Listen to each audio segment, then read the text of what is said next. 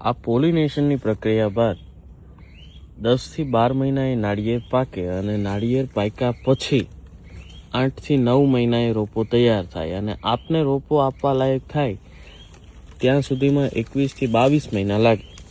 અને હવે તમે એવું ઈચ્છો છો કે રોપો તમને ઇમરજન્સીમાં કોઈને મળી જાય અને ખરેખર ગમે ત્યાંથી રોપો ઇમરજન્સીમાં મળી પણ જતો હોય તો પ્રશ્ન એ થાય કે શું એ ખરેખર હાઇબ્રિડ રોપો છે?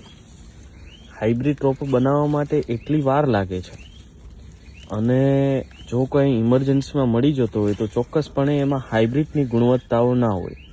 એટલે 3 વર્ષ સુધી રાહ જોવી અને પછી સમય અને પૈસા બંને ખર્ચીને નુકસાની કરવી એનાથી યોગ્ય એ કે આપણે થોડા સમય માટે રાહ જોઈ લેવી. કારણ કે આ કોઈ ના માત્ર 2-5 વર્ષનો સવાલ નથી, પરંતુ આ તો સમગ્ર તમારા 40 વર્ષનો એક પેઢી સુધીનો સવાલ છે. એટલા માટે થોડા સમયની ઉતાવળ ના કરવી, પણ આપણને રાહ જોઈ જવી સારી, જેથી કરીને આપણે યોગ્ય સારી ગુણવત્તાવાળો હાઇબ્રિડ રોપો મળી શકે.